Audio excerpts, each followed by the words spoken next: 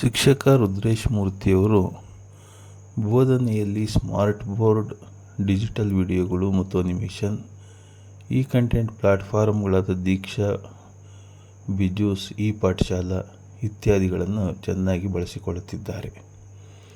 ಈ ಪುಸ್ತಕಗಳಾದ ಆಡಿಯೋ ಮತ್ತು ವಿಡಿಯೋ ಸಹಿತ ಪುಸ್ತಕಗಳ ಮೂಲಕ ಓದುವ ಆಸಕ್ತಿಯನ್ನು ಮಕ್ಕಳಲ್ಲಿ ವೃದ್ಧಿಸಲು ಪ್ರೇರೇಪಿಸಲಾಗುತ್ತಿದೆ. ಕೃತಿಕ ಬುದ್ಧಿಮತ್ತೆ ಸಂಬಂಧಿಸಿದಂತೆ ಆಪ್ಗಳ ಬಳಕೆ, AI ಬಳಕೆಗೆ ಒತ್ತು ನೀಡಲಾಗಿದೆ.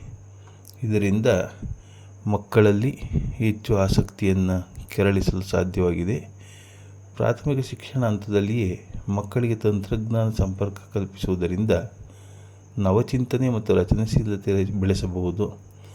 ICT ಮತ್ತು AI ಬಳಕೆಯಿಂದ ಬೋಧನೆಯ ಗುಣಮಟ್ಟ ಉತ್ತಮಗೊಳ್ಳುವುದು ಮಾತ್ರವಲ್ಲದೆ ಮುಂದಿನ ಪೀಳಿಗೆಗೆ ಅಗತ್ಯವಾಗಿರುವ ನವೀಕೃತ ಕೌಶಲಗಳಿಗೂ ದಾರಿ ತೆರೆದಿಡಬಹುದು ಎಂಬುದನ್ನು ಎಚ್. ಎಸ್. ರುದ್ರೇಶ್ ಮೂರ್ತಿ ಮನಗಂಡಿದ್ದಾರೆ.